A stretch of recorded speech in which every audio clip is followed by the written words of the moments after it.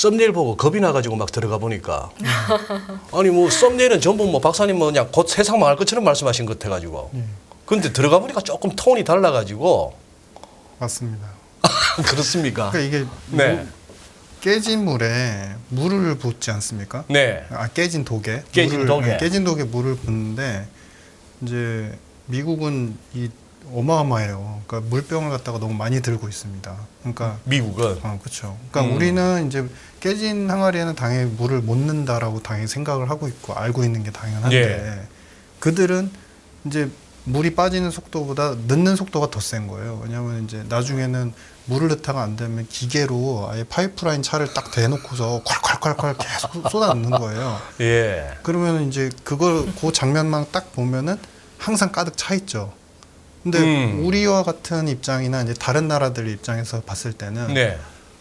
깨진 독에다가 물을 갖다가 붓다가 안 되니까 사람 손으로 하는 파이프라인 차를 댈지는 꿈에도 몰랐네. 미국이 지금까지 해왔던 경로인 것이고 그거를 굳이 이론으로 표현을 하자면 MMT, 그러니까 현대화폐 이론에 근거해서 네. 우리들이 재정과 화폐를 푸는, 그러니까 페드는 돈을 풀고 그 다음에 정부에서는 재정 지출을 계속하고 예. 그것을 페드는 용인해서 한 몸으로 같이 가고 예. 그런 국면이 MMT라는 이제 현대화폐 이론이 과거하고는 다르게 이제는 재정 적자 이런 거 신경 쓸 이유가 아니다라고 표현을 하면서 정당화 시켜왔고 그게 사실은 20년도에 이제 학계적으로도 실무적인 이제 경제학에서도 엄청나게 빛을 발했죠. 왜냐하면 그게 대안이 될 수밖에 없으니까 위기가 왔는데 여기서 재정 적자 균형 재정 따질 때가 아니지 않습니까? 그래서 예. 그래 왔는데 이제 그런 부분에서 조금 이제 최근 들어서 약간의 기스가 나기 시작을 했고 그러니까 그 기스가 나는 건 뭐냐면 파이프라인 차를 갖다가 댈 힘이 너무나 커 보였는데 지금 와서 보니까 파이프라인 차 못 되게 저기 중국에서도 가로막고 있고 차 더 이상 못 가게 이제 막 막고 있고 러시아에서도 막 예. 방해하고 있고 이제 그런 상황에서 그러면 과연 지금 이제 파이프라인 차가 오는 속도가 늦어지고 있는데 우리는 그걸 전부 다 위기라고 이제 표현을 하는 거고 예. 저는 그걸 보면서 위험해지고 있다. 위험해지고 있다. 위험해지고 있는데 이번에도 파이프라인 차를 갖다 댈 가능성이 조금은 낮아 보인다. 예전 것만큼은 그렇게 원활하게 못 될 것 같다. 왜냐하면 가로막는 차들이 너무 많으니까 어떻게 뚫고 오겠어. 라는 생각을 하고 있는 와중에 이제 위험해 보인다. 가로막힐 것 같다라는 거를 결론으로 끄집어내신 것 같습니다. 그렇군요.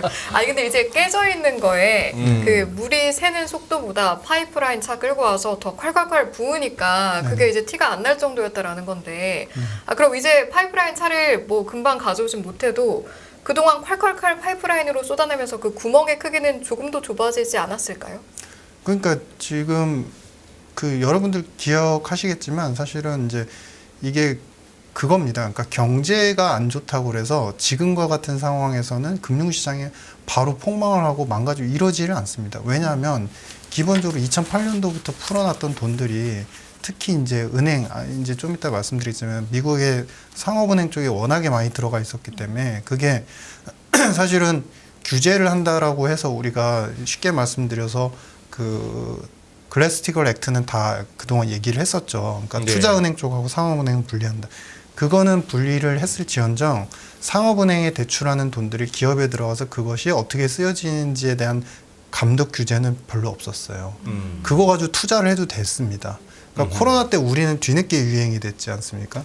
대출 저리로 받아가지고 뭐 생활 생계자금 아니면 기업 대출을 받아가지고 그거 가지고 주식 투자하고 뭐 위험 투자한다. 이게 네. 이제 네. 그때서야 우리는 뒤늦게 좀 패션이 됐는데 그들은 그게 이제 이미 오래전부터 통용되는 방식이었었고 그러면은 이제 2008년도에 그 뉴욕타임스에서 한 그런 사진을 한번 냈었습니다. 그러니까 어떤 기자분께서 이제 미국이란 나라가 이제 병마에 들어가지고 그 중환자실에 누워 있어요. 그래서 네. 링겔을 꽂고 있는데 그 링겔이 뭐냐면 수액으로 들어온 게 돈입니다. 그러니까 경제 시스템이 이제 서프라임 때 다 망가졌는데 그거를 갖다 돈으로 메꾸고 있다라는 거를 이제 굉장히 비난이 섞인 어조로 해학적으로 표현을 한 거죠. 근데 이제 그것에 대해서 안 된다, 비정상이다라고 얘기했지만 어느새 그게 이제 정상화되는 시기가 최근까지 20년도 올 때까지 최근까지는 그게 당연시 여겨지게 됐고 그게 이제 말씀드린 건 뭐냐면 밑에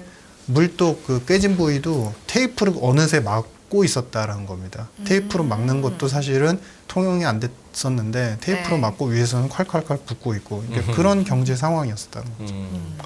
그래요. 그러면 유 박사님이 한번 찬찬히 한번 풀어가면서 한번 얘기를 해보겠습니다. 그러니 지금 우리가 코로나 시국을 갖다가 겪고 나서부터 많은 투자하시는 분들이 이게 다소 자기가 투자하는 어떤 자산 가격의 변동이 딱히 경제 펀더멘털이나 뭐 기업 실적이나 이런 거하고 상관없다는 것 같다고 최근에 많이들 경험하신 거예요. 그렇죠. 어떻게 보면은 돈의 힘이 제일 크고 그렇죠. 사람들이 몰려가느냐 하는 그런 부분이었는데 그 부분에서 이제 소위 말하는 이지머니 완전 저금리에 양적 완화가 득세하던 시절에서 이제 확실히 돌았고 거기에 대한 공포가 제일 컸던 게 작년이었고 그렇죠. 해를 넘기면서 이제 그 쭉 2023년에 한 해 동안 해왔던 긴축의 여파가 은행권의 위기로 나타났고 네. 그럼에도 불구하고 3월 달은 역대급으로 시장은 증시는 좋았고 네. 이러다 보니까 사람들이 이제 혼선이 오는 거죠. 그렇죠. 예. 그러면은 여기서도 이제 딱히 경제가 그렇게 막 좋아 보이지는 않는 가운데도 투자 쪽에 발을 담고 계신 분들은 이제 결국 의문은 이래도 계속 내가 여기서 수익을 낼 수 있을까? 장 안 무너질까? 뭐 이런저런 매체들에 보면은 또 상당히 이렇게 비관적이거나 위험을 갖다가 경고하는 그런 부분들이 많고 유 박사님 말씀 맞다나 썸네일만 봐서는 KB 이코노미스트인 유신익 박사도 뭔가 이렇게 매번 네. 이렇게 섬찟섬찟한 썸네일이 달렸었는데 첫째 그러면 갑자기 잠잠해졌는 요 미국발 그리고 유럽발 은행 위기는 지금 어떻게 파악하고 계십니까? 그러니까 그 보통 이제 우리가 금융시장을 해석하는데 상당히 좀 어려운 주제지만 네. 세 가지 이슈를 얘기를 하죠. 그러니까 가장 중요한 건 유동성. 유동성. 유동성이고 두 번째는 이제 정책이 되겠죠. 예. 이제 그건 정부 정책도 포함되고 중앙은행 정책이 포함이 되고 마지막 세 번째가 이제 경제의 펀더멘탈. 그러니까 선순환되어서 이것들이 간접 투자 시장으로 그리고 직접 투자 시장으로 또 돈이 돌게 하는 이제 매개체가 되는 힘. 이 세 가지 포인트인데 분명한 건 이 세 번째 포인트에서는 무언가 균열이 생기고 있는 건 명확히 보입니다. 근데 이제 앞에서 우리가 이제 꼽았던 유동성하고 그 정책에 대한 기대감들은 오히려 계속적으로 잠시 살아났다가 다시 들끓었다가 다시 또 이제 수면 아래로 내려갔다. 이게 반복적이에요. 네. 이 차트 한 번만 보시겠습니다. 네. 이번에 지금 야데니 리서치에서 이 자료를 저도 참고했는데 상당히 의미가 있습니다. 그러니까 뭐냐면 디파짓은 사실은 이제 SBB 터지고 나서 계속 빠지고 있는데 이게 최근 들어서 보니까 대형은행에서도 1,000억 달러 내외 정도 빠졌더라고요. 예금이 빠지고 있는 상태입니다. 지금 미국 은행들이죠? 예, 14페이지. 네네네. 미국 상업은행들 예. 전부 다 포함한 겁니다. 예. 이게 이제 서서히 빠지고 있는 상태인데 중요한 거는 뭐냐면은 론은 유지가 되거나 소폭 늘어나요. 그러니까 대출이나 리스는 늘어나고 있습니다. 그러니까 왜 이런 현상이 나타났을까? 중요한 거는 은행들 사이에서 그러니까 차입이 계속 급증을 합니다. 최근에 예금이 빠진과 그다음에 SBB 사태, 그다음에 크레딧 스위스 사태 이게 터지고 나서 네. 상업은행들의 차입이 어마어마하게 늘어납니다. 그러면 금융시장이나 상업은행들 입장에서도 이런 해석이 가능하겠죠. 또 다른 이제 이미 BTFP라고 하는 프로그램 때문에 은행에 돈이 마르지 않겠구나라는 이제 안도감이 들었는데 상업은행들이 이렇게 돈을 갖다가 차입을 열심히 하게 되면 사실은 은행들이 그렇죠. 이 은행들이 지금 차입을 하는 규모입니다.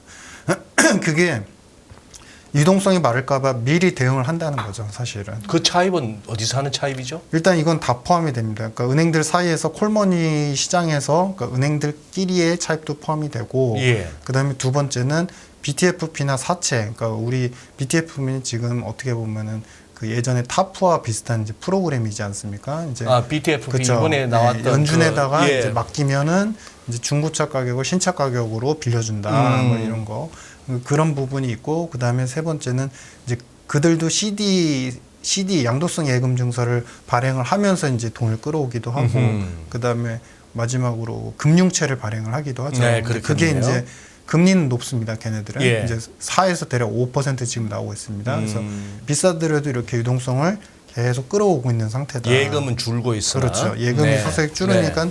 대응을 하는 거겠죠. 근데 기승전 그래서 대출이나 대출 활동이 꺼지냐 이게 사실은 제일 중요한 문제거든요. 왜냐하면은 소비자 신용 그다음에 기업의 신용으로까지 다 직결이 되니까. 근데 이게 꺼지지가 않고 있죠. 그러면은 이제 빨간색이 그렇죠. 대출과 그렇죠. 리스죠. 초록색은 뭡니까? 초록색은 이거는 시큐리티. 그러니까 이거는 채권이죠. 담보로 갖고 있는 채권. 담보로 갖고 있는 채권. 이게 이제 이런 부분들은 이제 좀 빠지고 있다는 것이고. 그러니까 예. 중요한 거는 뭐냐면 이 어떤 행태적인 형태만 해석을 해 놓고 본다면 예금이 빠진다고 해서 그것에 대해서 이제 상업은행이나 투자은행들 입장에서는 그렇게 리스키하게 보지 않는다. 지금 상황에서는 오히려 돈을 끌어올 때가 있는지 여부가 가장 중요한 건데 그걸 가져오고 있다. 실제로 이렇게 바로잉 맨 밑에가 예. 이제 바로잉. 바로잉. 예. 노란색이. 이거를 가져오고 있으니 그러니 이제 두 가지 포인트에서 단기적인 환호가 계속 나오고 있는 거죠. 첫 번째는 유동성이 빠질 것 같았는데 원래는 QT 때문에 빠져야 되지 않습니까? 네. 상업은행 돈에도 예. 빠져야 네네. 되는데 오히려 유동성들이 더 유입이 된다. 예금을 빠지는 속도보다도 바로잉, 그러니까 돈을 빌리는 속도와 그다음에 BTFP를 앞으로 또 빌릴 수 있는 돈들의 규모가 더 커질 것이다. 이거를 그냥 우리 소위 얘기한 간단하게 유동성 장세가 또 오네요 라고 이제 오히려 은행 파산발 호재 뭐 이렇게 표현들도 하시지 않았습니까? 그래서 네. 이게 실질적으로 유동성에 대해서 오히려 효과가 있었던 거고 두 번째는 이게 이제 결국에는 페드 정책하고 이제 다 연결이 되긴 하겠지만 그로 인해서 어쨌든 금융시장을 또 보존하기 위해서 양호한 추세를 갖다가 어느 정도 유지시키기 위해서 돈의 투입이나 새로운 재정 정책들이 나올 것이야. 왜냐하면 워낙에 빨리 했고 말을 옐런 의장이 옐런 장관이 왔다 갔다는 했지만 사실은 강건하게 계속 표현을 하고 있지 않습니까? 그러니까 네. 그 두 개에서 포인트가 오면서 지금 시장은 안도감을 굉장히 금융시장은 갖고 있는 것이고 근데 저는 경제적으로 봤을 때는 균열들이 하나씩 생기고 있는 건 맞다. 이게 이번에 이렇게 이제 우리가 균열이 그럼 뭐가 생겼을까요? 정리를 해보시면 작년도에 기업 투자가 급감을 했습니다. 미국의 예. 기업 투자가 네. 상반기에 마이너스 10% 정도 급감을 빠르게 했었고 예. 최근 들어서 그러면은 무엇이 나타났느냐? 최근과 같은 경우에는 소비가 좋다고는 하지만 제가 보는 관점에서는 실질 소매 판매는 횡보하거나 꺾이려고 하는 행태가 보이고 있어요. 실질화했을 때는. 그래서 그 금액들에서 아 이게 소비가 여기서 더 확정적으로 늘긴 힘들구나. 가게도 여력이 힘들구나라는 것이고 이번에 이제 이런 은행 sector가 괜찮아지는 것처럼 보이겠지만 이게 저는 이 대출 증가의 패턴이 만약에 영속적인 돈 투입과 옐런 장관의 어떤 초당적인 합의를 끌어내서 부채 한도를 늘리고 그 돈을 끌어가지고 투입을 하지 않으면 이 문제 때문에 결국에는 기업 대출 쪽이 서서히 줄어들 가능성이 커 보입니다. 그러면 이제 세 번째는 다시 순환고리로 기업, 그다음에 약간의 충격 소비, 그다음에 세 번째로 올 게 이제 기업 쪽, 다시 기업 쪽 투자 쪽으로 다시 올 수 있는 것이고 이러한 표현에 대해서 그런 얘기를 했죠. 이제 야드엔 리서치 저는 많이 요새 참고를 하고 있습니다. 여러분들 보시면 좋을 것 같은데 롤링 리세션이라고 합니다. 그러니까 우리가 생각하는 것처럼 지금의 리세션은 워낙에 돈의 힘으로 버텨주는 부분들이 많기 때문에 예전처럼 이렇게 올라가다가 크래시가 한 번에 확 내려가는 그림이 아니라 어느 정도 순항을 해 보이지만 하나씩 균열이 가는 흐름으로 가고 있다. 네. 근데 이제 다시 한번 정리하면 앞서서 말씀드린 두 가지 요인이 워낙에 이제 튼튼하다 보니까 금융시장은 안도감을 오히려 펼치고 있는 것 같다. 뭐 이렇게. 예. 근데 지금 말씀해주신 세 가지 걱정되는 우려 요소가 이제 세 가지였잖아요. 네네. 작년에 뭐 기업 투자가 급감했다, 네. 실질 소매 판매가 좀 불안했다, 은행 사태에서 비롯된 대출 패턴에 네네. 대해서 좀 우려하셨고, 네네. 근데 이게 보니까 순환한다고 말씀하셨잖아요. 예. 어느 정도 일부 네. 이제 영향을 네. 주는 건데, 네. 그럼 거기서 어떤 그 순환을 끊어줄 수 있는 부분이 있다면 네. 어떤 부분일까요? 그러니까 그게 이제 네거티브하게 순환을 끊는 거는 당연히 미국의 강한 긴축이나 돈을 이제 다시 테이퍼링 하는 것일 것이고. 예. 근데 이제 해석을 하는 전문가분들이나 저도 이제 유의를 하고 조심하려고 하는데 금리 인상을 하고 그들이 얘기했던 것처럼 결국엔 테이퍼링을 이렇게 할 거니까 이 시점쯤엔 다 와르르 무너질 거야. 이런 전망은 지금 굉장히 위험합니다. 아, 예. 왜냐하면 그들이 그러니까 우리가 파월 의장과 그다음에 그 옐런 장관을 속속들이 다 모르는 상태입니다. 그러니까 예. 그들도 이러한 형국을 알고 있기 때문에 그거를 어떻게든 지키려고 아까 말씀드렸던 파이프라인을 어떻게든 데려올 예. 노력을 하고 있어요. 그래서 어떤 방향성에 대해서 폭망이다, 뭐 안 좋다 이렇게 표현을 하는 거는 분석 자체도 그렇게 하면 좀 위험해 보이고요. 대응을 이들이 어떻게 해나가느냐가 관건인데 저는 이제 그건 스텝 바이 스텝 좀 봐야 된다고 생각합니다. 이 고리를 지금 페드도 끊을 것 같았지만 네거티브하게 끊을 것 같지만 안 끊어왔습니다. 그리고 이번에도 은행 사태 때 안 끊었죠. 네. 결국에는 보조를 하면서 가게 됐죠. 예. 두 번째는 그러면은 이번에 저는 이제 하나 걱정되는 게 예금이 빠지고 있는 부분을 이제 은행 바로잉으로 채우면서 어떤 크레딧 시장을 안정화시키고 있는데 이 돈이 어디까지 지속이 될 수 있을 것이냐. 옐런은 그리고 이제 파월 의장은 250억 달러 정도는 BTFP도 충분할 거다라고 표현을 했는데 안 충분합니다.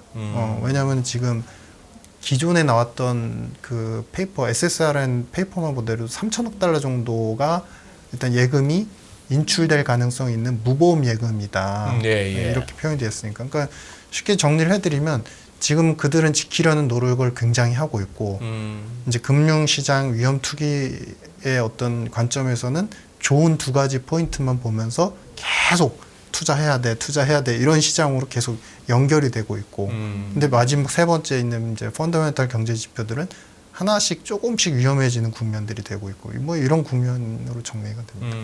그러니까요. 어떻게 보면은 최근에 몇 달은 그 어떤 경제 지표나 어떤 뭐 뉴스의 흐름에서 이거 자산 시장이 좀 빠져야지 무너져야지 하는 쪽으로 베팅했던 세력들이 오히려 낭패를 보는 그렇죠. 그런 흐름이었다고 볼 수 있는 거죠. 맞습니다. 예, 그런 상황인데 지금 아닌 말로 뭐 연준이 됐건 미국 재무부를 비롯한 정부 부처가 됐건 망가진 걸 좋아하는 사람은 어디 있겠습니까? 그냥 그렇죠. 월가 내에서 그냥 하방 배팅으로 돈 버는 게 목적인 선수들은 망가졌으면 싶은 거겠고. 그렇죠. 그래서 좋을 건 하나도 없는 건데. 그렇다면 이제 현재 그러면 우리 유 박사님 보시기에 은행 상태나 또 이런 상황 하에서 우리가 늘 살펴보는 또 크레딧 스프레드는 아직까지는 그렇게 움직이지는 않아요. 네, 그렇죠. 그렇다면 요 소위 말하는 신용 부문에서의 더 이상의 악화는 뭐 없이 넘어갈 수도 있겠다. 어떻게 보십니까? 그거는 봐야 됩니다. 봐야 된다. 그러니까 정책은 봐야 됩니다. 이거 뭐 투자하신 분들은 이런 말씀하면은 뭐 싫어하실 수도 있지만 조심스럽지만 예. 이거 16페이지 그래프 한번 보여주시겠습니다. 네네. 저도 이제 지금 좀 더 연구가 필요한 부분인데요. 네. 그러니까 뭐냐면은 컨슈머 크레딧하고 증가율하고 그다음에 디파짓의 증가율 패턴입니다. 지금 우리가 조금 우리가 자료실에도 없기 때문에 파란색하고 오렌지색 설명을 한번 그렇죠. 해주시죠. 파란색이 우리가 이제 미국의 상업은행들이 이제 보유하고 있는 이제 들어와 있는 디파짓 예금 규모. 예금 규모. 파란색이 예금이고 이것의 증가율입니다. 그다음에 예금의 증가율로 보면 될까요? 그렇죠. 예금의 증가율입니다. 그다음에 주황색으로 표시된 거는 컨슈머 크레딧, 그러니까 소비자 신용의 증가율입니다. 소비자 신용의 네, 증가. 신용의 증가. 카드 쓰는 거 이렇게 봐도 전체 될까요? 신용입니다. 카드 대출부터 시작해서 학자금 대출, 아, 자동차 대출, 모든 대출. 그다음에 자기 개인으로 네. 받은 대출 다 포함되는 다 포함해서. 컨슈머 크레딧. 근데 이거를 보시면은 지금 이 숫자가 떨어지고 있죠. 예전에 2008년도부터 컨슈머 크레딧이 확 떨어지고 있죠. 근데 이게 정확히 표현하면은 서로 간에 예금과 크레딧 간의 관계가 은행들이 예금이 많아야 크레딧 증가가 반드시 나타나고 이렇게 선행적이진 않아요. 인과가 명확하진 않아요. 근데 중요한 거는 동후행적으로 서로 간에 계속 영향을 미치고 있다는 거죠. 상호 간에. 그렇죠. 그래요? 뭐가 먼저일지는 알 수 없어도 맞습니다. 근데 예. 우리가 좀 유념을 해야 되는 거 2000년 초반 이후에 2009년, 10년 요 구간에서 컨슈머 크레딧이 계속 빠지죠. 근데 여기서 이미 이제 2008년부터 계속 빠지는데 이때 어떤 정책들이 나왔는지 다 기억하실 겁니다. 타프도 있고 프라이머리 딜러한테 재할인 창구를 열어주고 뭐 그러니까 결국에는 뭐냐면 은행의 신용 기능을 갖다가 강화하기 위해서 돈을 계속 투입을 해준 거죠. 예. 근데 그것들이 나타난과 동시에 2008년도에 뭘 했냐면요. 2008년 10월에 그때 미국의 상업은행 예금자 보호 한도를 10만 달러에서 늘렸습니다. 25만 달러. 아, 그때 늘린 넣은 게 25만 불이었어요? 예, 그때 늘린 겁니다. 그러니까 이게 예금 쪽하고 크레딧 쪽을 한꺼번에 정책으로 밀어붙이니까 이게 그 정책이 없었으면 아마 이게 계속 추락을 했겠죠. 양선이 다 추락을 했겠죠. 근데 여기서 이제 터닝이 좀 나왔다는 겁니다. 예. 포인트가. 근데 지금은 보시면은 어떠느냐, 이 디파짓이 사실은 이제 급증을 했죠. 그러니까 21년도까지 초과 저축이 좀 있었습니다. 미국도. 예. 그러니까 초과 저축이 있었던 상태고 초과 저축이 있었다가 이 증가율이 급격하게 급락을 하죠. 근데 워낙에 2020과 21년도가 워낙에 높았기 때문에 이게 이제 증가율 패턴이 많이 떨어지는 것 같은데 사실 규모로 보면 아까 우리 보셨다시피 완만하게 떨어지고 있잖아요. 예금이. 근데 증가율로는 이렇게 떨어지고 있는 상태다. 증가율이 떨어졌을 뿐이지 예금은 계속 쌓였겠구만요. 그러니까 이게 예금의 증가율이니까. 그렇죠. 근데 예. 아까 우리 보셨잖아요. 그러니까 예금 규모가 음. 파란색 선 잠시 다시 한번 보십시오. 14번에 복귀해 보시면 급증을 계속 해오다가 우상향하다가 때. 그렇죠. 최근 들어서 이제 조금 빠지고 있죠. 네네. 아주 슬로우가 이 굉장히 슬로우하게. 슬로우하게. 근데 이게 증가율로만 따지면 급격하게 올랐던 숫자가 워낙에 20%까지 늘어난 적이 있었기 때문에 지금의 0%는 굉장히 작아 보이는 상태인 것이고 그 다음으로 연결해서 컨슈머 크레딧은 올해 이제 초반까지 좋았었죠. 네. 오히려 이제 전체적인 크레딧 시장은 미국에서는 대출 시장이 결코 나쁘지 않았습니다. 예. 작년도 상반기까지는 이제 전쟁 터지고서 뭐 계속 공격적 금리 인상 필요하다. 그 시점엔 잠깐 꺾였다가 다시 늘어났거든요. 네네. 그 규모도 늘어났습니다. 그래서 전체적인 패턴을 보면 지금 우리가 이 파란색 맨 밑에 와 있는 마이너스 2%, 3% 정도에서 우리가 잠시 이제 생각을 해보면 여기서 예금을 더 빠지게 하지 않으려는 정부의 노력이 엄청나게 일어날 겁니다. 앞으로 계속 일어날 겁니다. 근데 왜 그러냐? 결국에 선후행, 동행적인 관계가 있었지만 정책적인 미묘한 관계의 요소 때문에 이 크레딧, 컨슈머 크레딧도 여기서 디파짓이 더 빠지게 되면요. 이게 결국엔 영향을 미치더라. 후행적으로라도 또 미치더라. 네. 이런 부분이 과거에 이제 여러 가지 연구에서 있었기 때문에 지금 미국 재무부에서는 이걸 막기 위해서 초고의 노력을 하고 있고 심지어 최근에 숫자가 좀 왔다 갔다는 하는데 그 의회에서 100만 달러로 아예 보장한도 늘리자 이 얘기까지 지금 하고 있습니다. 그러니까 어떻게든 막으려는 그런 상태고 근데 제가 앞에서 썸네일 말씀하셨잖아요. 근데 네네. 왜 그러냐면 이게 FDIC에서 결국 보증을 해줘야 되는데 FDIC에서 보증을 해준 겁니다. 연방예금보험공사에서. 연방예금보험사에서 우리도 이제 5천만 원 한도로 이제 네. 보장을 해주잖아요. 근데 그 금액이 지금 쌓이는 금액이 1,250억 달러 정도밖에 안 돼요. 예금 보험공사에 예, 미국에. 예, 그렇죠. 예, 예. 그게 얼마냐면은 전체 상업은행들의 그 보험 예금 있지 않습니까? 보험에 들어간 예금들 25만 달러.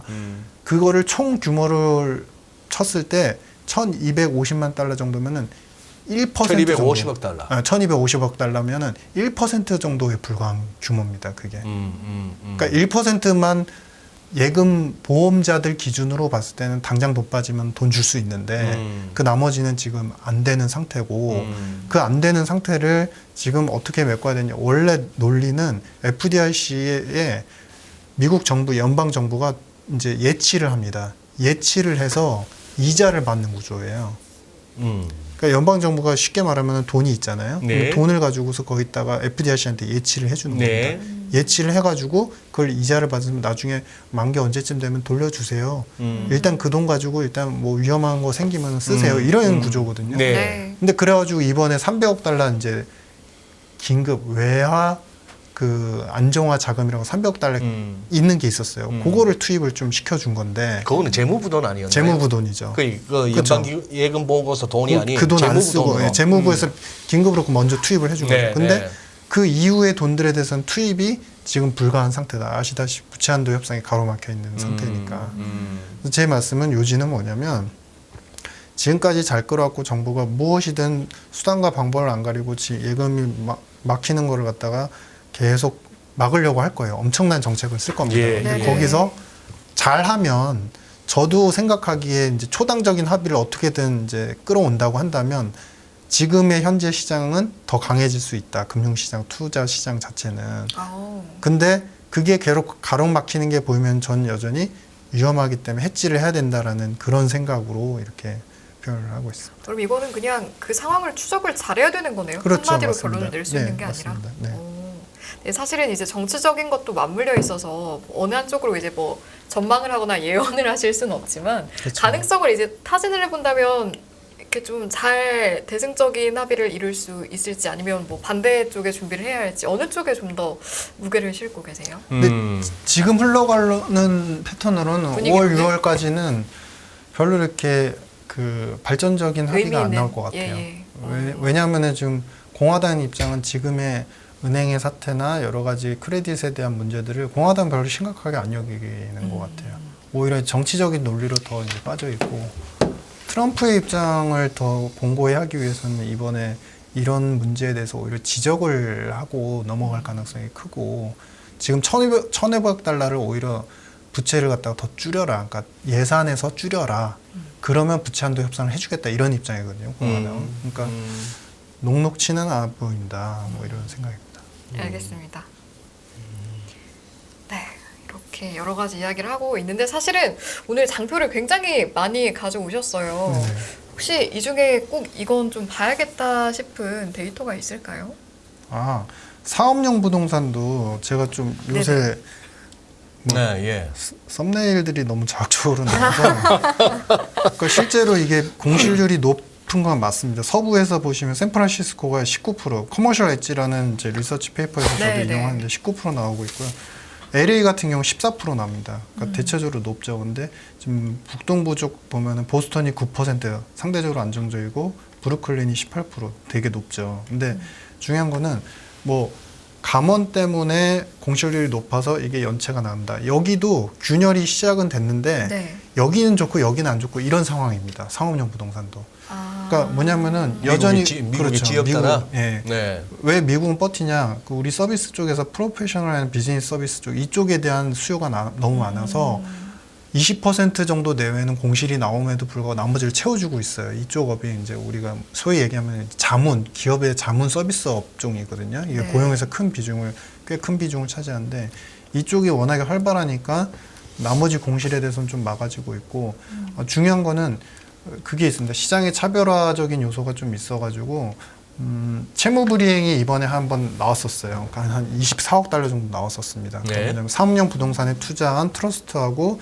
그다음에 에셋 매니지먼트 자산운용사에서 네. 이제 대출 만기가 됐는데 이제 불이행이 됐습니다. 그래가지고 그게 이제 파산으로 넘어갔는데, 근데 반대쪽에 있는 샌디에이고 쪽에서는 오히려 생명공학 관련되는 이제 사업용 부동산 건설을 하기 위해서 네. 더 많은 투자를 하고 있어요. 그러니까 이것도 지금 균열이 조금씩 가고 있지만 모든 시장이 지금 무너지고 있는 건 아니고 이런 공실에도 불구하고 이제 지금 자체의 연체율은 1%대 내외이거나 좀 낮은 편을 유지를 하고 있기 때문에 사업용 부동산에 대한 연체율 그렇기 때문에 지금 이게 시장이 깨지는 건 아니다. 앞으로 5개월에서 6개월 정도는 페드나 정부 정책에 따라서 이 시장도 더 꺼질지 우리가 좀 확인을 해야 될 필요가 있다. 네. 근데 다만 결론적으로 말씀드리면 모든 지표들이나 모든 상황이 어떤 등산을 하다가 큰 변곡점에 탁 맞이해 있는 건 사실이다. 뭐 이런 표현입니다. 변곡점에 도달한 건 사실이다. 아니 근데 이제 저도 상업용 부동산 관련해서 기사를 좀 찾아보니까 이제 공실이 많고 근데 그런 상황에서 이제 그런 상업용 부동산 대출을 해준 데를 보니까 중소 은행들이 많아서 아무래도 이제 SVB 같은 은행 사태를 떠올리게 된다라는 분석글이 꽤 있더라고요. 그러니까 그것도 이제 네네. 두 쪽을 다 살펴봐야 되죠. 그러니까 네네. 은행 쪽이 일단은 거기에서 데미지를 많이 입을 것인지 그것도 봐야 되는 것이고 두 번째는 이쪽 이제 그래서 이쪽 상업용 부동산을 관할하고 운용하고 있는 투자회사가 망할 것이냐 파산할 것이냐 이 두 쪽을 다 봐야 되는데 네. 중소형은행들이 포지션이 많기 때문에 망한다. 근데 그거는 일괄적으로 얘기할 수는 없습니다. 왜냐하면 그것 때문에 대출이 부실화되면서 유동성도 마르고 자본 비율도 마르고 막 이런 여러 가지 요소 때문에 지금 바로잉, 그러니까 은행들이 돈을 빌리는 속도가 빨라지고 있잖아요. 그러니까 여기서 예전에 똑같았습니다. 은행 부실이나 파산이 일어나는데 계속 돈을 투입해줬죠. 여기서도 만약에 앞으로 합의가 일어나서 앞으로 돈이 메마르지 않게 계속 중소형 은행 쪽에 돈을 투입해주고 그런 자금 시장 환경을 만들어주면 이것 때문에 무조건 터진다라고 보기는 힘들다. 모든 저는 제가 생각하는 기승전결은 뭐냐면 정책의 대응과 여력, 합리적으로 말로만 하는 거 말고 실제로 네. 돈을 네. 어디서 어떻게 끌어올지에 대해서 명확히 구분이 될 때 그때는 이제 좀 마음을 편안하게 놓으셔도 될 것 같다 이런 생각. 최근에 나온 그 PC 인플레이션 네, 이게 지금 연준 입장에서 연준이 흔히 말하는 2% 인플레이션 목표치라는 게 요 PC 인플레이션으로 말하는 그렇죠. 2%죠. 예, 맞습니다. 전년비 2%. 그렇죠, 맞습니다. 최근 나온 숫자가 5%입니다. 전년비. 그렇죠. 전월비가 0.3%고. 네, 네. 그런 상황 하에서 지금 연방기금 금리가 이제 4.75에서 5%니까 상당 기준으로 5%까지 왔거든요. 네, 네. 이쯤 됐으면은 그냥 단순하게 이제 금리 그만 올려도 되겠네 하는 거 아닙니까? 그러니까 지금 요 정도 되면 사실 이제 지켜볼 필요는 있죠. 지켜볼 그들 필요는 입장에서도. 있다. 예, 왜냐하면은 일단은 전년비의 효과가 분명한 거는 나타나고 있지 않습니까? 그렇죠. 예상치 대비 잠깐 올랐을지언정 한 달 전이었나? 근데 중요한 건 패턴 자체가 전년비 효과가 있고 전년비 효과가 있으면서 지금 5%에서 지금 현재 기대 인플레이션을 많이 꺾여 놓고 있어요. 그러니까 10년 기대 인플레이션이 많이 낮아지고 있는 상태거든요. 그러면 그들의 입장에서도 공격적인 금리 인상을 굳이 하면서 이거를 꺼트릴 것이냐. 근데 저는 공격적으로 안 할 것 같아요. 그러니까 베이비 스텝을 몇 번은 할 수 있겠지만 뭐 한 번 뭐 요 정도는 할 수 있겠지만 사실 여기서 더 세게 하기는 힘들 것이다. 왜냐하면 뚜껑을 다시 열어서 다시 표현을 해보자면 지금 금리 인상하면서 명확히 잡은 거는 상품 쪽은 명확히 잡았습니다. 지금. 왜냐면은 수출입 물가가 많이 빠졌거든요. 예.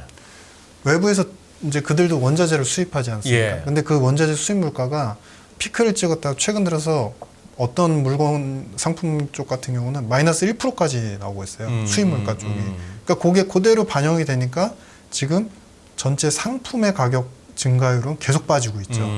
파월은 그거 가지고 이제 디스인플레이션에 스스로 자화자찬을 한 했고. 거고. 근데 이제 서비스 쪽을 보시면 서비스 쪽은 잘 안 빠집니다. 잘 안 빠지고. 잘 안 빠지는데 최근에 메디케이드 쪽이 빠지고 있어요. 근데 그게 왜 그러냐면 여러분 IRA 그 전기차만 생각하시는데 거기에 의약품을 인하하는 법안이 들어가 있습니다. 아, 예, 예, 맞아요. 약품에 대한 인하 법안이 들어갔습니다. 근데 그게 약값들을 떨어뜨리겠다는 약값을 거. 떨어뜨리는. 근데 그게 사실은 공정한 그 상황에서 미국이 우리로 치면은 의약 그러니까 보건복지부 이런 네. 쪽이 되겠죠. 거기서 직접적으로 권유는 있지만 명령이나 그 규제는 없었어요. 약값에 대해서 통제를 할 수 없는 구조였어요. 근데 그게 최근 들어서 IRA법이 있었기 때문에 어느 정도 균형점을 좀 서서히 찾아가고 있고 의약 수가도 조금 찾아가고 있고. 네. 그러니까 이게 뭐냐면 서비스적인 서비스 물가는 전부는 아니지만 대체로 금리 가지고는 잡기 힘듭니다. 그래서 안 되는 걸 굳이 그거를 힘을 많이 써가면서 할 것 같지는 않다라는 생각. 그렇다고 해서 또 무슨 뭡니까? 예를 들어서 그동안에 이렇게 증시가 좀 더 빠져야 되지 않을까? 경기가 조금 더 침체로 빠져야 되지 않을까라는 비율을 이렇게 계속 견제해왔던 분들에게는 예를 들면 이번 일요일 날 나왔던 오펙 플러스 쪽에서 또 갑자기 감산하겠다고 뜬금없이 네. 그거 봐 이렇게 되면 인플레 안 잡혀 이렇게 나온단 말이에요. 네. 그런 해석은 어떻게 보세요, 박사님은? 그러니까 지금 이제 균형 재정이라고 그래서 이제 사우디도 그랬고 네. 그 러시아도 지난번에 감산을 한번 했죠. 작년도에. 그래서 그 감산을 하면서 그들이 얘기한 이제 균형 재정이 있었습니다. 그러니까 뭐냐면 그네들이 어느 정도 재정을 마무리를 잘 시켜서 균형적으로 예산을 마련을 해서 돈을 계속 러시아는 전쟁을 하고 사우디는 어쨌든 예전에 어떤 자랑스러운 패권을 다시 가져야 되고 그런 입장에서 보면은 지금 유가 가지고는 안 된다. 그러니까 감산을 계속해야 된다. 근데 그 앞으로 감산할 수 있는 앞으로도 추가 감산할 수 있는 규모가 200만 배럴은 더 나올 것 같아요. 근데 중요한 건 앞으로도? 앞으로도.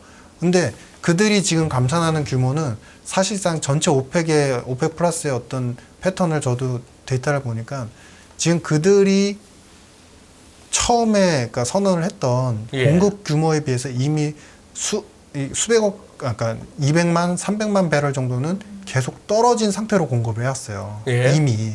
그렇기 때문에 지금 감산 규모를 줄이는 것이 당장의 수급 상황에 어떤 변화를 크게 일으키지는 않을 텐데 만약에 앞으로 200~300만을 더 감산을 하겠다.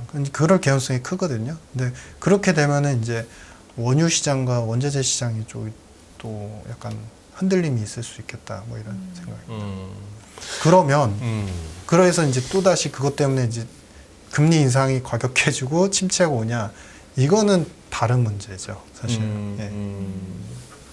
그래요.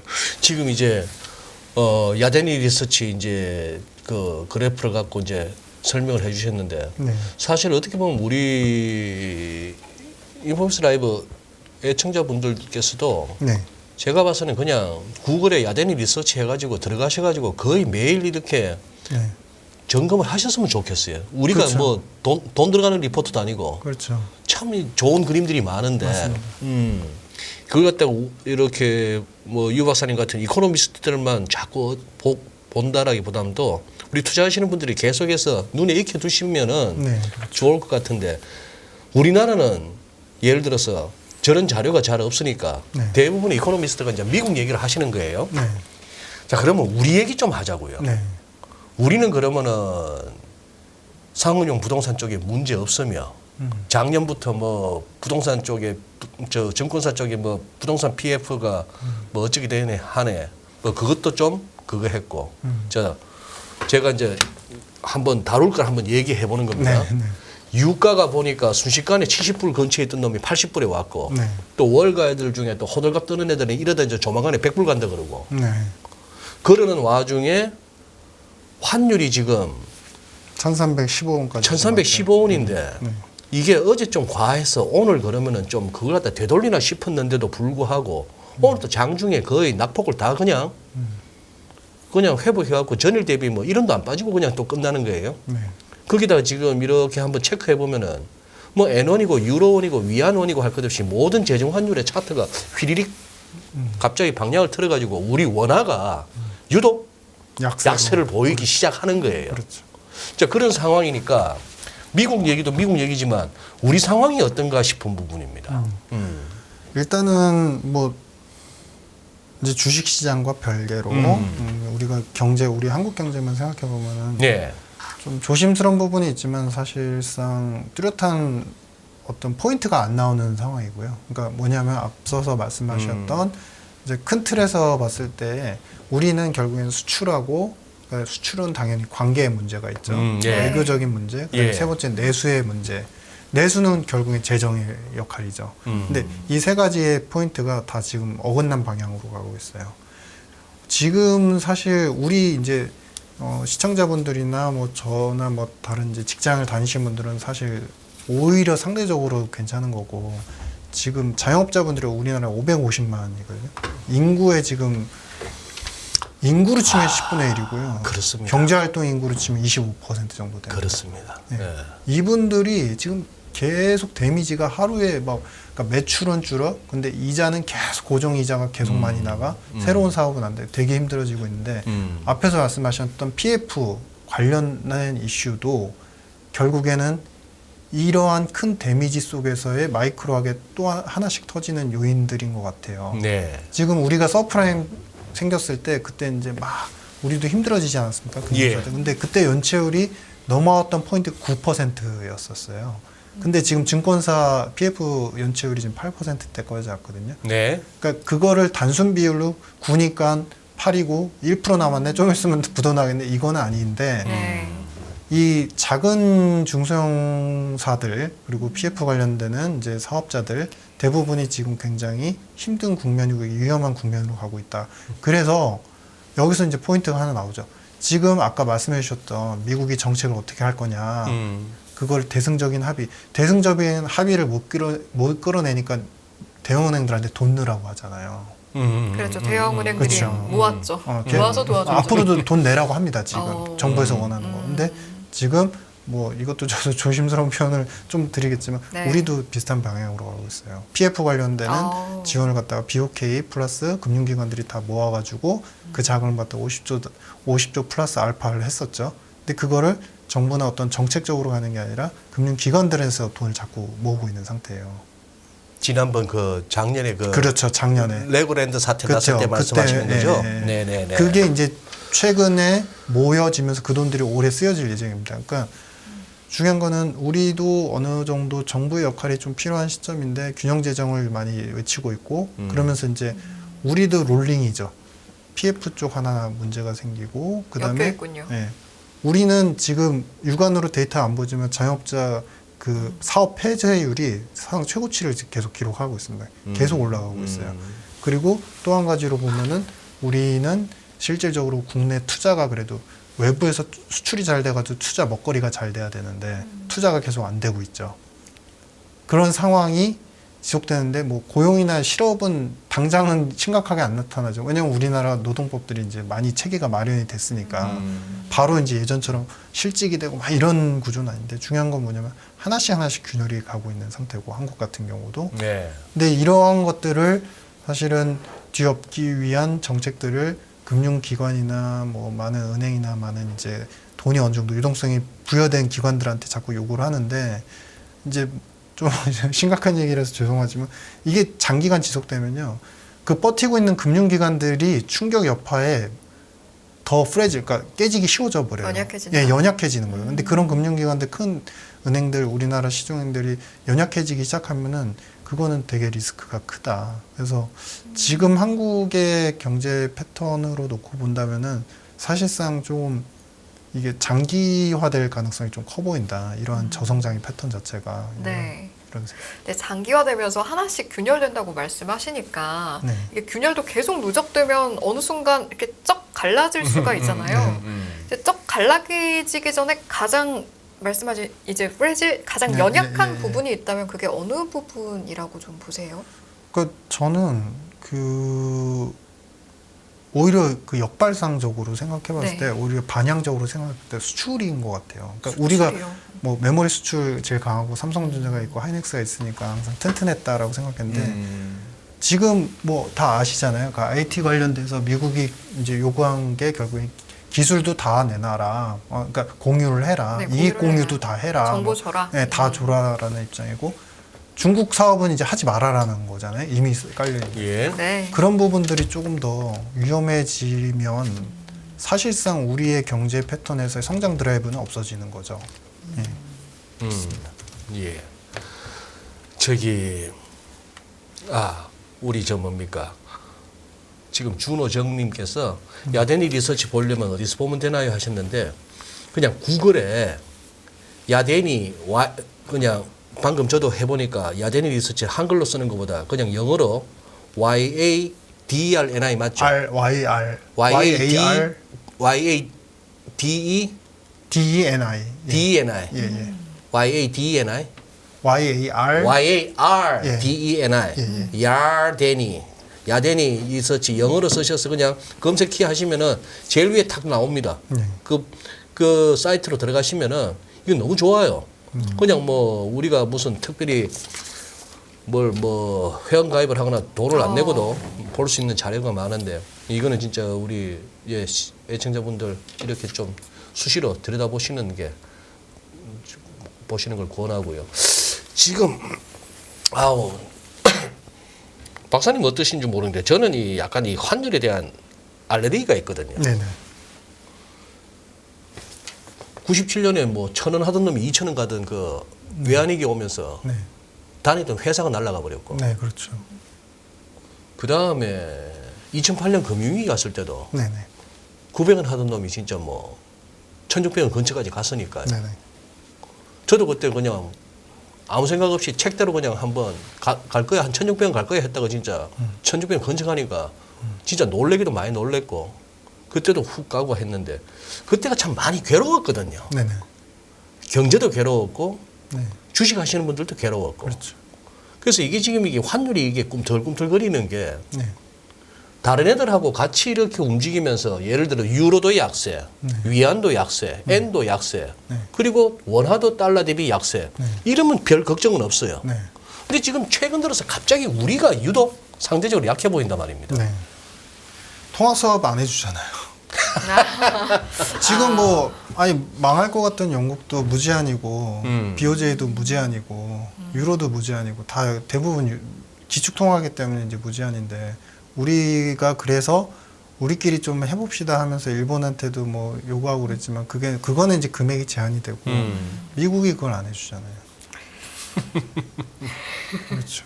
뭐 더 할 말이 없습니다. 왜냐하면 단순한 헌에 대해서는 네. 아니 왜냐하면 여러분들께서도 네. 뭐 저도 이제 좀 밖에서 보려고 많이 생각하는데 헤어라가 있고 원화가 있고 그다음에 엔화가 있고 그다음에 유로가 있으면 지금같이 또다시 약간 시장 금리가 상승할 여력이 있어 보이고 이제 네. 유가가 흔들리면 어디를 먼저 파시겠어요? 순서 나래비를 세우면 헤어라까지 포함하시면 브라질 헤아라까지 네. 포함해서 네. 당연히 헤어라를 먼저 하겠죠. 헤아라부터 팔고 싶어지는데요. 그렇죠. 그 다음이 원화잖아요, 사실. 왜냐하면 지금 구조적인 부분들은 예전처럼 우리가 뭐 여러 가지 이슈 생각을 해보면은 우리가 어쨌든 외화 준비금이라는 게 많이 생겼어요. 한은도 외화 준비금 있습니다. 그리고 우리가 순대 대외 채권 예. 이거는 사실은 그렇게 중요한 건 아닌 것 같아요. 물론 이제 결정적으로 너무 힘들어지고 디폴트가 날 것 같은데 팔 거지만 사실은 순대외 채권은 그렇게 단기간에 막 사고 팔고 할 물건들이 아니에요. 자산들이 아니에요. 예. 근데 그게 이제 이 나라의 펀더멘탈 자체가 어느 정도냐 그거를 확인하는 지표니까 그런 측면에서 우리도 많이 건전해졌다 이건데 네. 중요한 건 적자가 계속 늘어나지 않습니까? 대중무역 그 수출 비중이 계속 줄어들고 있어요. 그러면 이 나라의 통화, 그러니까 우리의 원화 같은 경우는 사실은 급등락이 계속 반복될 수밖에 없어요. 이슈와 재료에 따라서. 근데 다만 중요한 거는 우리의 패턴으로 봤을 때는 앞서 말씀드렸던 유로나 지금 우리 파운드 말씀했었잖아요. 유로나 파운드가 어느 정도 지금 상황에서도 버텨주고 있어요. 왜냐하면은 크레딧 리스크에서 벗어나고 있기 때문에. 그렇기 때문에 달러 지수가 여기서 급등을 하면서 원달러를 갖다가 앞서 말씀하신 1,600원 이상 이 그림은 그렇게 현실적이진 않아 보인다. 근데 다만 또다시 레인지는 낮은 한도 내에서 또다시 어느 정도 상승 어떤 위험성 뭐 이런 것들은 내포가 되겠다 이렇게 보여집니다. 그래도 극단적인 위험 수준까지는 가지 않을 것이다. 네네. 알겠습니다. 아무래도 이제 환율 관련해서 여러 가지 또 사건들이 있었기 그렇죠. 때문에 네, 그런 걱정에서 질문을 해주신 것 같습니다. 그러면 유 박사님, 네. 우리는 뭐 어떤 분이 오시더라도 결론 부분에 가면은 똑같은 질문을 하게 됩니다. 네네.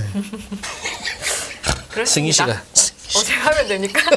승희 씨. 자, 우리 애청자분들이 아무래도 투자에 관심이 많다 보니까 네. 이 모든 일단 뭐 투자 방법을 알려주세요라고 이제 직접적인 질문을 할 수는 없지만 이코노미스트로서 네. 투자 시장을 바라봤을 때 좀 어떤 조언이 유효할까라는 질문을 조심스럽게 드려보겠습니다. 그러니까 에코티는 그러니까 주식 쪽은 항상 그런 것 같아요. 그러니까 확신이 들 때는 잘 안 가고 아리까리 할 때 항상 가고 그러더라고요. 아리까리 할 때 가다가 맞아요. 아리까리 할 때 네. 주식 많이 가요. 그리고 네, 그다음에 네. 확신이 들 때 되면은 그때 되면 이제 거의 고점 부근에 와 있는 거. 오히려 빠지던가. 그렇죠. 네. 왜냐면은 근데 저는 이제 이게 뭐 후행적인 해석일 수는 있지만 지금이 아리까리하긴 해요. 왜냐면 아까 바로잉 늘어나는 거 보셨잖아요. 예. 제2의 유동성 예. 장세. 그게 상업은행 쪽에서 미국에서 보이거든요. 크레딧은 줄지 않고 있고. 그러면은 이런 상태에서 어쨌든 옐런이 그렇게 열심히 막는다고 하니까 그렇기 때문에 지금 우리 금융시장 주시장도 제가 섹터를 다 알지 못하지만 강한 섹터들이 있지 않습니까? 네. 사실은 EV 배터리나 이런 쪽 네. 그런 부분에 불이 붙어 있는 상태인 것 같고 근데 불이 붙은 것에 대해서 저는 그게 또다시 뭐 폭망론, 저는 그런 얘기를 꼭 말씀드리고 싶진 않아요. 금융시장은 예전에 제가 좀 배웠던 투자의 대가보는 시장은 보이는 대로 가는 게 맞다. 저도 그거를 인정을 하거든요. 예. 보이는 대로 가시는데 중요한 건 이 보이는 게 잠깐 이 커튼이 거쳐지고 나면은 아, 이게 아니었네라는 색깔이 변하는 시점이 지금 같은 경우 빨리 올 수도 있기 때문에 일부 해지를 하자. 지금 같은 경우라면 아리까리한 이상. 그렇죠. 아리까리한 상황에서 보이는 네. 대로 따라가시긴 하되 그래서 이제 이쪽 반대쪽이 어디냐면은 금하고 결국에는 채권이죠. 달러는 지금은 저는 별로 생각을 안 하고 있고 금하고 채권 쪽에 대해서 어느 정도 포지셔닝 해봐라. 네. 그거를 가져가면서 위험 투자를 같이 가져가셔라. 근데 이제 꼭 제목이나 이제 썸네일 쪽에는 무조건 금 채권 이런 걸만 포인트가 잡혀지니까 네, 네. 제가 위기론자처럼 이렇게 여겨지지만 따라가시되 일단은 해치는 꼭 반드시 하시는 게 좋을 것 같다 이런 생각입니다. 야, 그 썸네일로 먹고 사는 유튜버들이지만 요새 유 박사님하고 이렇게 찍고 나서 요 3개만 사서 팔자고 치세요. 썸네일은 아직까지 없는 거 보니까 종목까지는 언급 안 하시는구나. 그거는 제가 잘 알지도 못하고 알 수도 없습니다. 아따 그놈의 막 8개인지 5개인지 3개인지 요새는 막 요거만 사면은 막 팔자 고친다고 회사에서 들어가서 언제 그 3개 나오나 하다 보면은 막 지겨워서 그냥 나오게 되고. 참네. 야. 아 근데 지금 한 50분 정도 우리 유신익 박사님하고 얘기를 나눴는데 박사님도 약간 아리까리하게 말씀하셨어. 좀 아리까리하게 말씀하셨어요. 아 그렇습니까? 예. 어느 부분이 제일 좀 아리까리하시고? 균열이 온다 그러셨고 처음부터 깨진 독에 물은 새는데 거기다가 물을 콸콸 채우다가 파이프라인으로 가. 아 옛날에 콩지야 하다못해 그 뚜껑이라도 와가지고 이렇게 그 깨진 독 밑에 받쳐줘서 물독 채웠지만 지금도 그럼 그 독은 깨져 있다고 보시는 거예요? 그렇죠. 깨져 있는 상태죠. 그게 이제 우리가 소위 얘기하는 유통속도죠. 통화 유통속도. 그게 이제 계속 떨어지고 있거든요. 통화 유통속도. 미국이 2배 정도 아. 기록을 하다가 1.2배까지 계속 떨어져 있고, 여기 표 나오네요. 1.2배까지 떨어져 있고 이게 저기 이제 뭐죠? 통화 유통속도. 통화 유통속도. GDP 그러니까 M2 대비한 GDP의 이 배율인데요. 이게 그러니까 그만큼 이제 돈 1만큼 풀면 이제 GDP가 1.2만큼만 성장한다. 뭐 이런 그림인 거죠. 근데 이제 아리까리하다고 하셨는데 이제 오늘은 이제 제한된 시간이니까 제가 표현할 수 있는 부분까지는 한 거고 이게 이제 뭐 아까 그러면은 결론을 굳이 뽑아내자면 네. 우리가 아리까리한 이제 그 독에 물을 붓기가 계속 되고 있는데 네. 그게 이제 미국이 계속 부으려고 노력하는데 지금 중국하고 이제 러시아 그다음에 그쪽에 외교 또 상황들. 많은 이제 블록들이 형성이 되면서 계속 네네. 맞고 있지 않습니까? 이 싸움이 적어도 1, 2년 안에 끝날 거라고 생각하지 그렇지는 않아요. 않죠. 그러니까 그 2년 동안 그렇죠. 지금 제가 표현해드릴 부분이 그 블록 얘기까지 또 해야 되는데 그건 이제 시간이 제한되니까 네. 간단히 말씀드리면 그렇기 때문에 균열들이 계속 생기는데 미국은 막으려고 하고 이쪽에서는 그 균열을 이용해서 계속 깨려고 하고 사우디에 대해서 계속 그 예. 위안화 결제를 하는 예. 것도 그거는 예. 시발점이에요. 앞으로 더 할 겁니다. 그렇겠죠. 근데 그런 것들이 계속 균열을 생기는데 미국은 막으려고 하고 이런 그러니까 비균형적인 싸움이 예전에는 잘 없었었습니다. 편먹어서 이렇게 싸운 적은 없었어요. 블록끼리. 근데 이러한 시점이 앞으로 가속화되면 2, 3년간은 이게 침체로 가는 것도 아닌데 하나씩 균열이 생기는 그림들은 계속 나올 거고 그 속에서 유동성을 또 살기 위해서 이쪽에서도 투입하고 저쪽에서 투입해요. 그러면은 그것 때문에 또다시 금융시장의 위험투자시장은 한번 폭등이 나오고 근데 종지부는 어디냐 이 사이클의 긴 그림 아주 먼 미래의 그림은 뭐냐면 전반적으로 디플레이션으로 가는 그림이 장기 그림은 맞습니다. 결국엔 장기 그림은 디플레이션으로 가는 침체 국면이 맞는데 그게 우리가 바라보는 23년도에 당장 온데 24년도의 그림은 아니다. 예전에 냉전 시대 때 보시면요.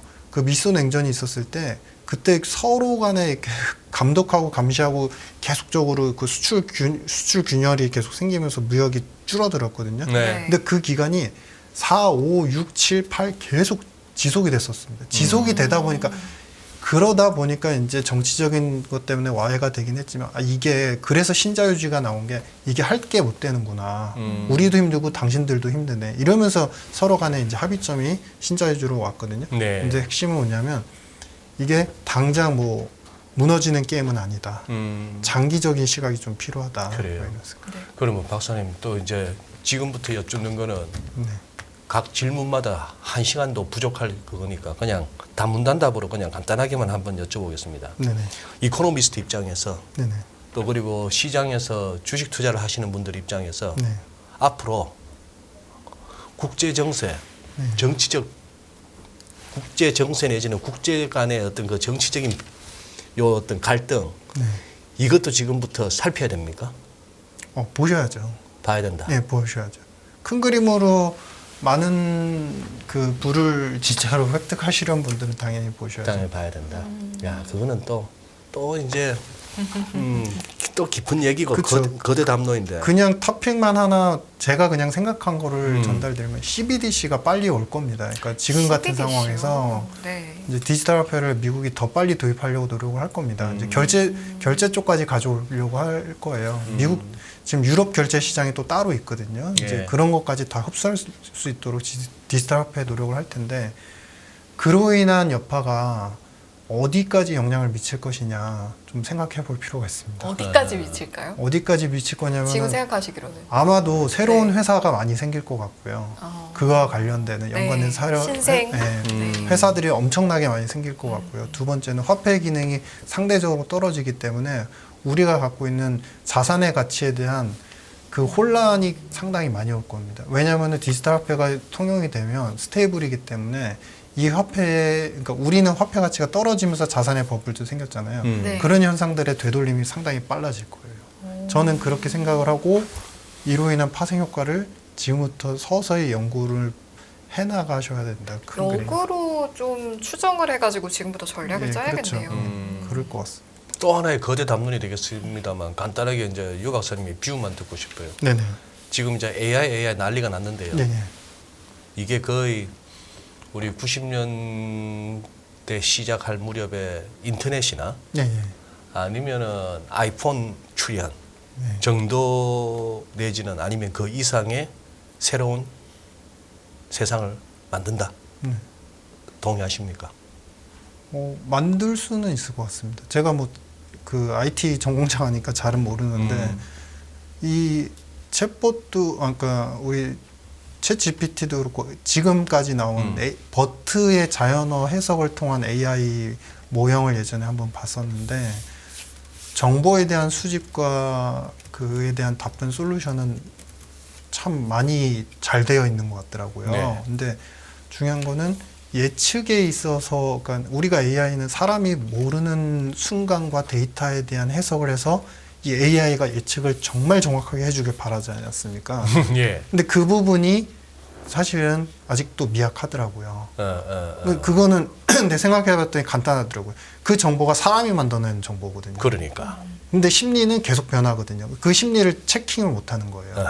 그래서 이게 이제 아마도 저는 이제 AI가 완벽해지려면 그 전에 우리의 심리 상태의 변화에 대한 부분들이 데이터로서 좀 어느 정도 그러니까 그 어느 정도 모집이 되어야 될 것 같다. 예. 심리를 데이터로 표현한 부분들은 사실은 많지 않거든요. 우리 소비자 기대 심리 지수 뭐 이런 것들이 있지만 그런 것들이 일별로 어느 정도 계속 체킹이 된다면 좀 더 나은 어떤 모형 뭐 그런 세상이 되지 않을까 생각합니다. 금융투자로 돈 벌기 쉽지 않으시죠? 그런데 불가능한 것도 아니죠. 글로벌 IB 트레이더의 눈으로 본 더 넓은 금융의 세계, 그들의 투자의 기술 정말 궁금하지 않으십니까? 여러분들을 응원합니다.